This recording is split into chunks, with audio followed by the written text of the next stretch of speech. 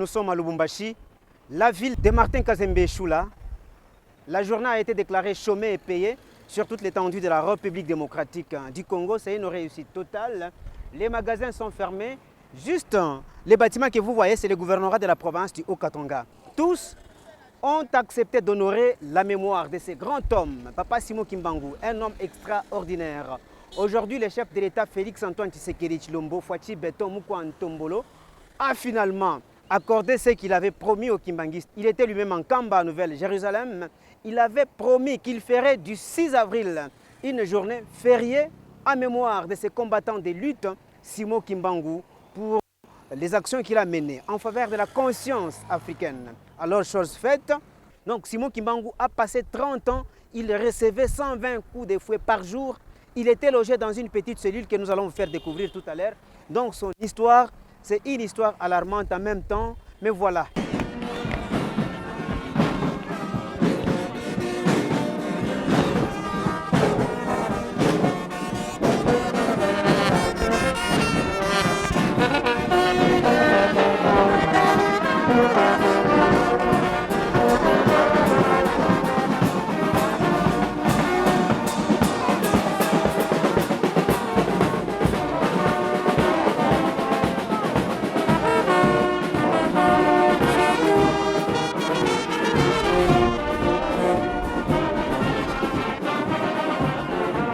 Vous allez voir à côté le maire de la ville de Lubumbashi, Martin Kazembe Choula, qui est sur place.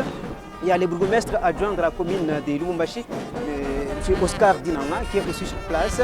Là, c'est vers le mausolée, l'endroit où on a inhumé Papa Simon Kimbangu. Mausolée de Lubumbashi, c'est au cimetière des Sapins 2. Ici où nous arrivons, Papa Simon Kimbangu a fait à peu près 9 ans sous sol.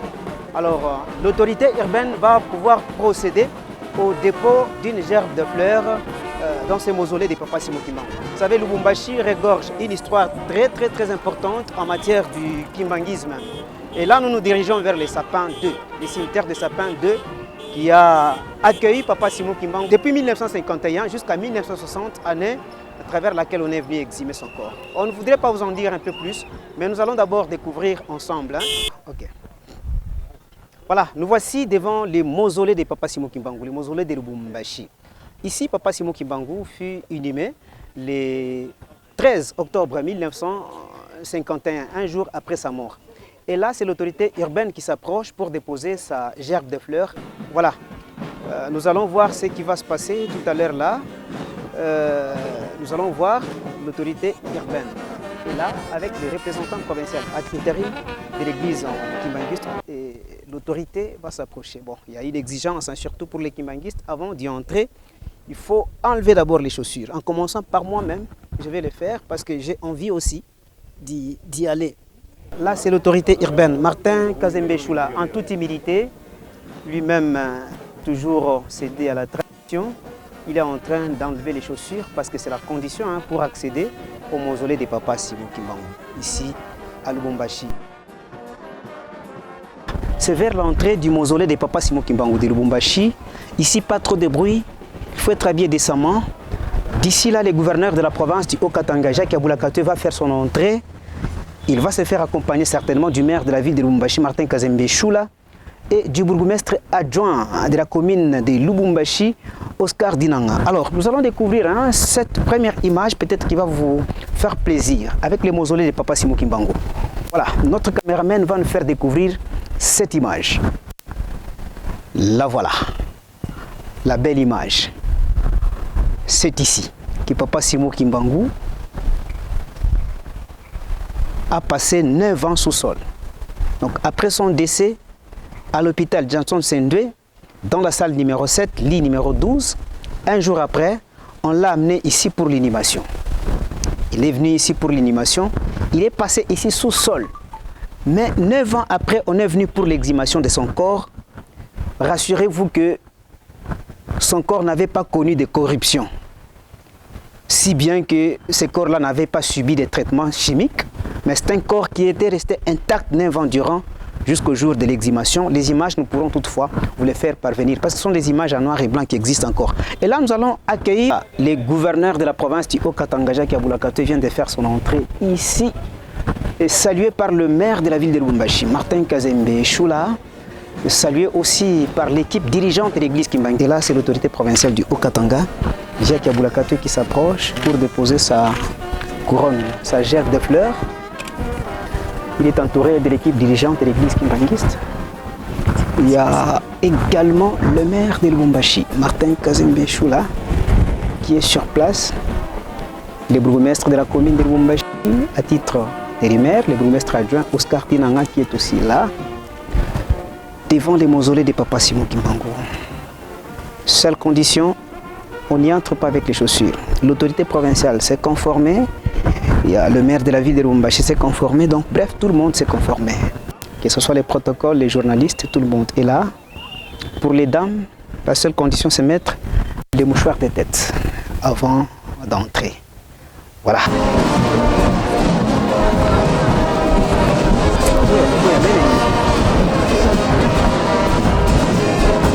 Vous allez passer là-bas.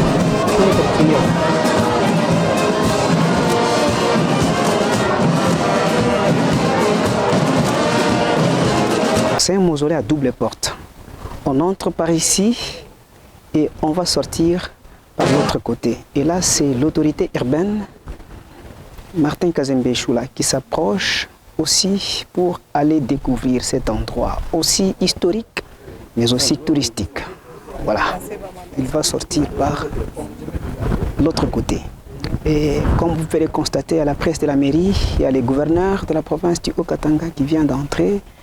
Il y a la presse du gouvernorat, le gouverneur vient de sortir. Nous allons en profiter aussi pour y entrer.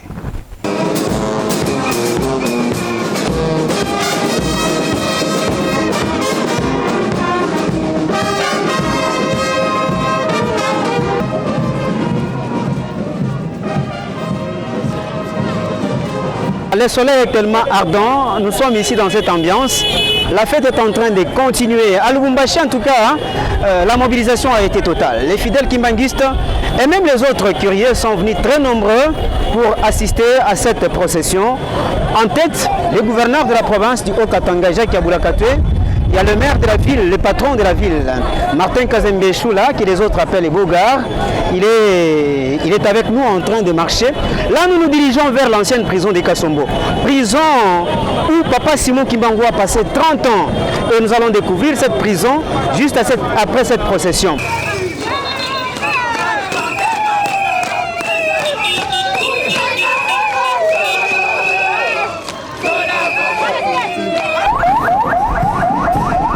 Nous sommes à Kasombo. Nous allons nous tourner. Vous allez voir c'est quoi Kasombo. L'ancienne prison de Kasombo, c'est ici. Lieu de détention de Papa Simon Kimbangu pendant 30 ans. C'est ici. Ici, comme au mausolée, avant d'entrer, on enlève les chaussures. Nous sommes censés enlever les chaussures. C'est un lieu qui a vu Papa Simon Kimbangu souffrir. C'est ici qu'il a passé 30 ans de prison. C'est comme ça que nous l'appelons le plus vieux prisonnier du monde entier. Alors, nous allons découvrir ensemble ces lieux.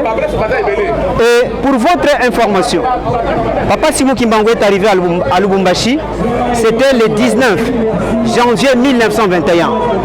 Le 20 janvier et le même 19, il est arrivé par la gare centrale. De la gare, on l'a amené au parquet. Et du parquet, un jour après, on l'a amené ici, dans la prison de Kasombo. C'est la prison que nous allons découvrir avec vous. Le gouverneur de la province du Haut-Katanga, Jacques Aboulakatwe, et le maire de Lubumbashi, Martin Kazembe Choula, viennent de marquer leur présence à l'ancienne prison de Kasombo, lieu de détention de Papa Simon Kimbangu. L'endroit où il a passé 30 ans de passion. Raison pour laquelle on l'appelle le plus vieux prisonnier du monde. Devant nous, il y a une jeune maman qui va certainement fleurir le gouverneur de la province du Haut-Katanga, qui va fleurir le gouverneur de la province du Haut-Katanga avant l'entrée au mausolée. Alors, la presse est mobilisée pour immortaliser l'image d'aujourd'hui. Et Immédiatement après, nous allons faire notre entrée dans la prison de Kasombo. Et là, nous attendons l'entrée du gouverneur et du maire de la ville de Lubumbashi. Il y a le maire de Lubumbashi, il y a les gouverneurs de la province du Haut-Katanga qui doivent enlever les chaussures avant d'accéder dans la prison de Kasombo, lieu où Papa Simon Kimbangu a passé 30 ans de détention. En tout cas, c'était une peine très terrible à cet endroit. Et nous allons suivre petit à petit les explications, site par site. Site où il recevait les coups de fouet. Et entre-temps, là dehors, c'est l'ambiance totale. Avec la fanfare kimbanguiste, ça va très bien. Voilà, le gouverneur est fleuri par une maman de l'église, une jeune maman de l'église kimbanguiste qui est en train de prononcer un mot de bienvenue à la prison centrale de Kasombo et avant la visite. Voilà, une gerbe de fleurs donnée au gouverneur Jacques Yaboula Katwe. Et là, c'est l'entrée déjà. Nous voici dans l'enceinte de l'ancienne prison de Kasombo. C'est un grand espace au fait. L'ancienne prison de Kasombo est située sur l'avenue Likasi. Sur l'avenue Likasi dans la commune de Lubumbashi. À côté de l'ancienne prison de Kasombo, il y a l'hôpital Sendwe où mourit Papa Simon Kimbangu. C'est ce lieu que vous allez découvrir avec nous tout à l'heure là. Pour ceux qui n'ont jamais eu la chance de connaître l'histoire de Papa Simon Kimbangu, du moins aujourd'hui, vous allez comprendre c'est quoi Kasombo et c'est quoi la réalité. On regarde ça. À côté de nous, c'est l'hôpital Sendwe. Notre caméraman vous fera le plaisir de vous montrer l'hôpital historique Sendwe. C'est dans cet hôpital que Papa Simon Kimbangu est mort dans la salle numéro 7, lit numéro 12. C'était un certain 12 octobre 1951. Mais regardez ici, regardez très bien cet endroit encerclé. C'est un endroit où Papa Simon Kimbangu recevait chaque jour des coups de fouet, 120 au moins. 120 coups de fouet par jour, c'était ici. Ligoté, et puis il y avait un robinet, je vais vous le montrer. Attendez, vous allez voir un robinet. Un robinet. Ce robinet ici, il y a de l'eau qui sortait de temps en temps. Mais lorsqu'il fallait l'allonger ici, il fallait le ligoter. Et à partir d'ici, on pouvait commencer maintenant les fouets. 120 coups de fouet par jour. Ça n'a pas été facile. Pendant 30 ans durant, on pouvait l'allonger ici, le ligoter pour qu'il ne bouge pas, asperger de l'eau sur son organisme et commencer maintenant à chicoter. Et il arrivait des moments où certains prisonniers étaient épuisés. Ils sollicitaient à ce qu'on puisse les fouetter à leur place. Voilà, nous allons regarder l'arrivée des autorités qui veulent visiter aussi cet endroit beaucoup plus historique.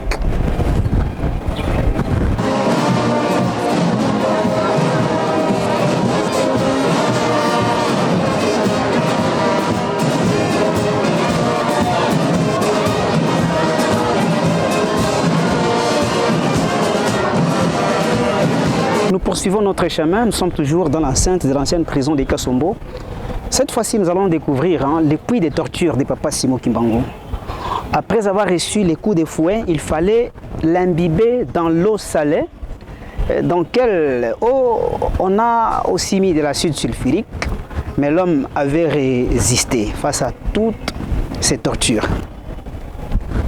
Après l'avoir chicoté, ces puits étaient remplis d'eau, on pouvait y mettre de l'eau salée. L'eau salée, c'est ici. On met de l'eau salée à un moment donné. Après l'avoir chicoté, fouetté à mort, on vient l'imbiber dans ces puits de torture. C'est ici aussi qu'on avait mis de l'acide sulfurique pour pouvoir l'exterminer.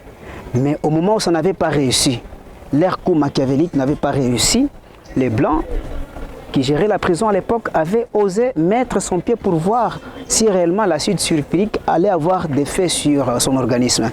Et il avait vu son corps se dissoudre. L'église kimbanguiste incarne une histoire très riche. La République démocratique du Congo a une grande histoire à travers Papa Simon Kimbangu. Voilà, c'est là, dans ce puits-là, qu'on l'imbibait. On pouvait y remplir de l'eau salée qu'on pouvait mettre là-bas, après l'avoir chicoté à mort, et on l'introduit là-bas. En tout cas, il fallait être inhumain pour faire ça. Il fallait être inhumain pour faire ça.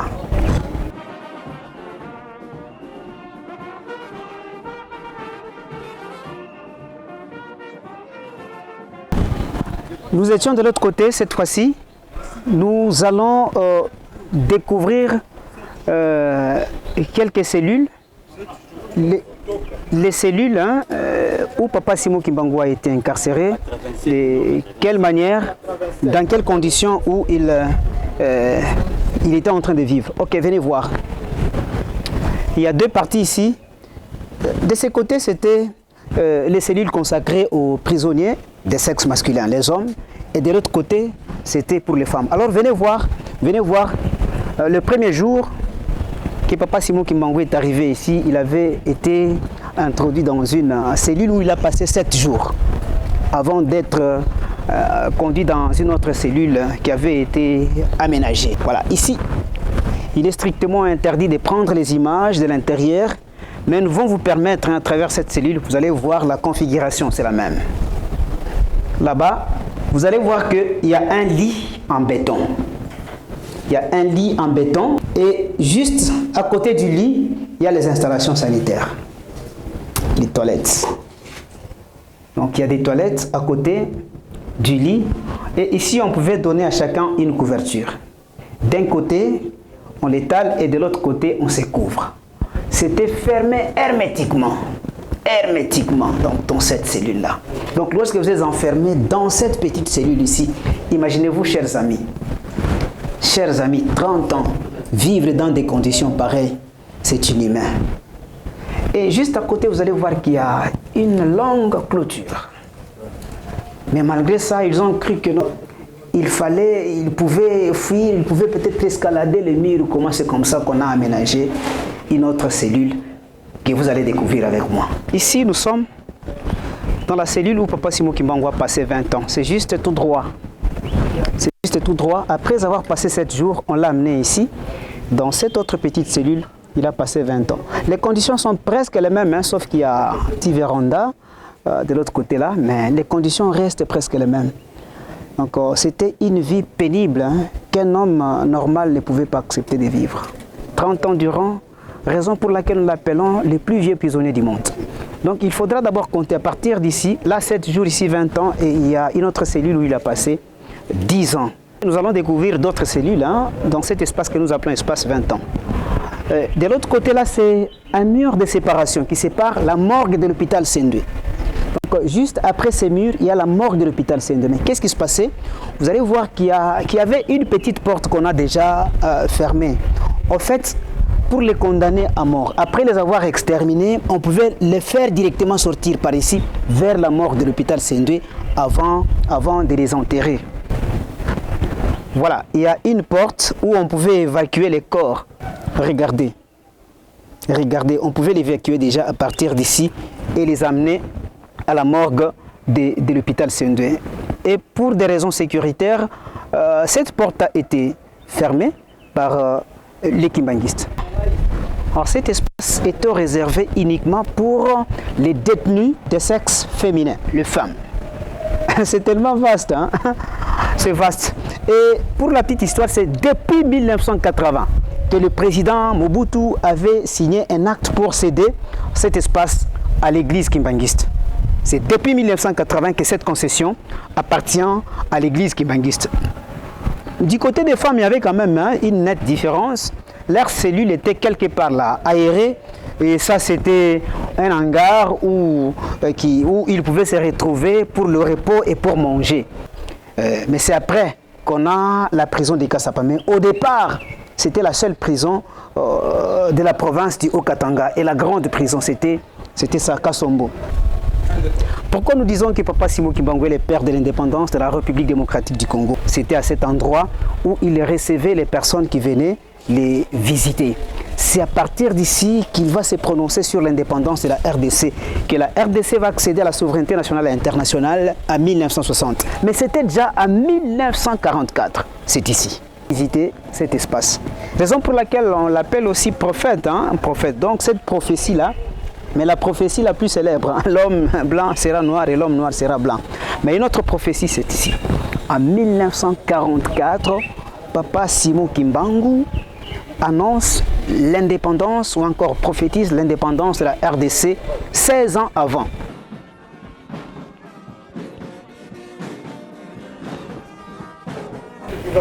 Nous venons de découvrir la cellule où Papa Simon Kimbangu a passé 7 jours nous avons découvert la cellule où Papa Simon Kimbangu a passé 20 ans pour totaliser 30 ans. Papa Simon Kimbangu a passé les 10 autres années ici. C'est quand on a semblé maintenant alléger un tout petit peu sa peine, hein, qu'on a trouvé qu'il fallait les détacher de l'endroit des prisonniers les plus brigands, les bandits, et il fallait l'amener. C'est dans cette cellule où Papa Simon Kimbangu a passé 10 ans. Et si vous totalisez les 20 ans de l'autre côté et 10 ans ici, ça fait déjà 30 ans.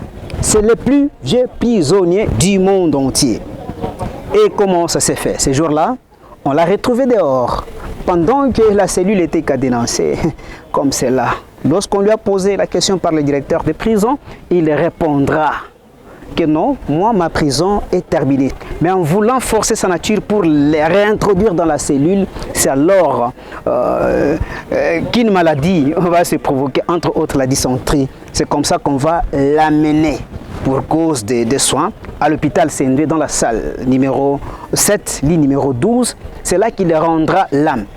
L'hôpital juste à côté de nous, Sendwe, c'est là qu'il rendra l'âme et encore une mort que lui-même avait prophétisée devant les gardes qu'on avait mis sur son entourage pour pouvoir les surveiller.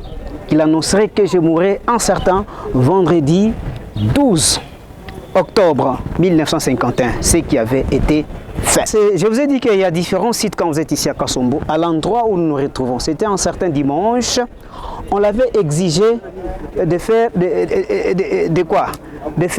l'entretien de la prison à cet endroit, balayer, ainsi de suite. Là, on lui a imposé les balais.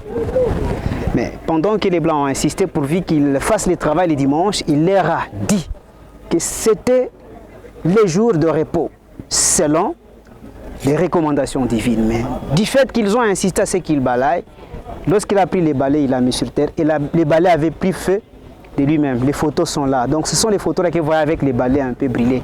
C'était à cet endroit ici.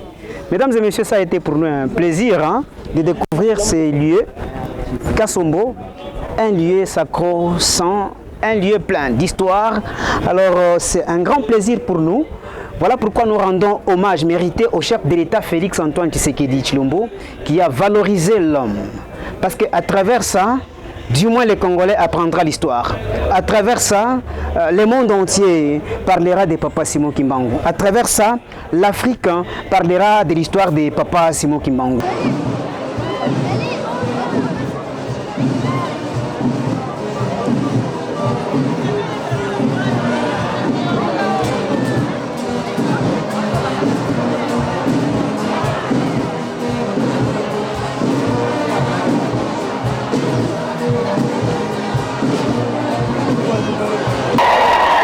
Comme vous pouvez le constater, nous sommes dans les temples kimbanguistes du centenaire.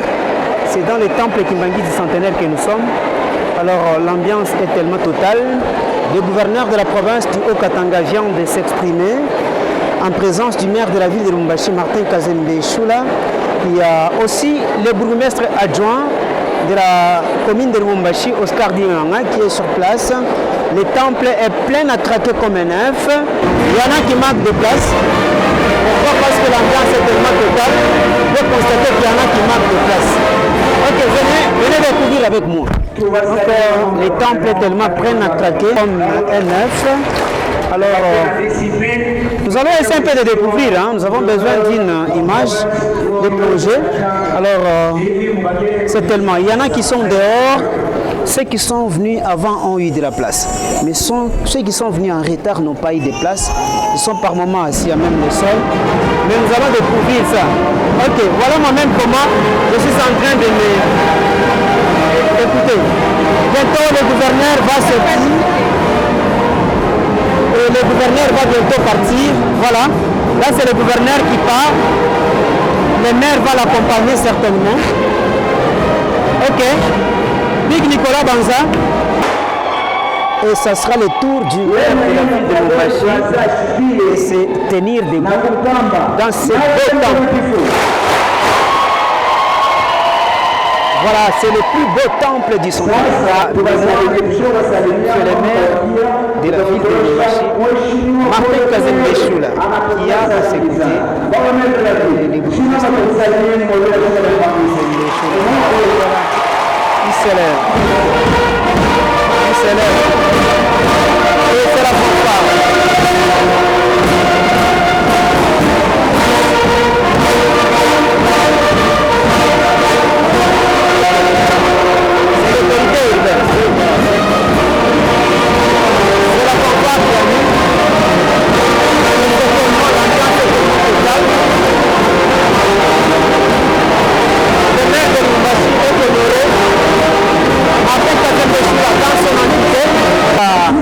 C'était une façon d'accueillir le maire de la ville de Lubumbashi, Martin Kazembe Choula et toute sa suite.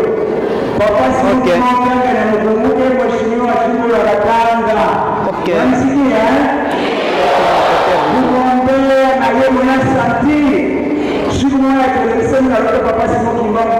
Voilà. Que Dieu bénisse le maire de Lubumbashi et Papa Simon Kimbangu puisse se souvenir de lui. Alors, par le fait qu'il a marqué sa présence dans ce temple qui m'a dit ok. Il se conforme, il se conforme à la coutume kimbanguiste, le maire de Lubumbashi.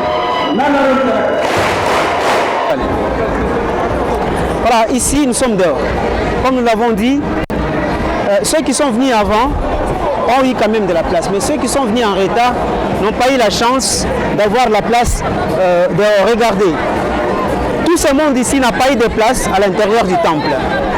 Franchement, l'événement a été célébré à Lubumbashi avec faste. C'est ici le lieu de remercier le chef de l'État, Félix Antoine Tshisekedi Tshilombo, qui a mis Papa Simon Kimbangu.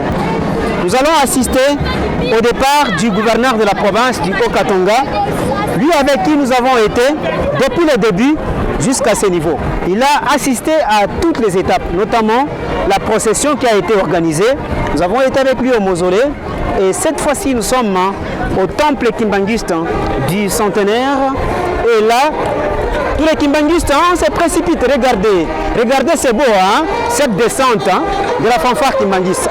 C'est très beau et c'est de cette manière que la fête est célébrée à Lubumbashi par les kimbanguistes. Regardez cette belle image. Allez, regardez cette belle image. C'est devant le temple kimbanguiste du centenaire. Donc ça nous intéresse nous tous. On se sente très fiers dès que nous sommes dans ce temple ici. Très béni d'ailleurs.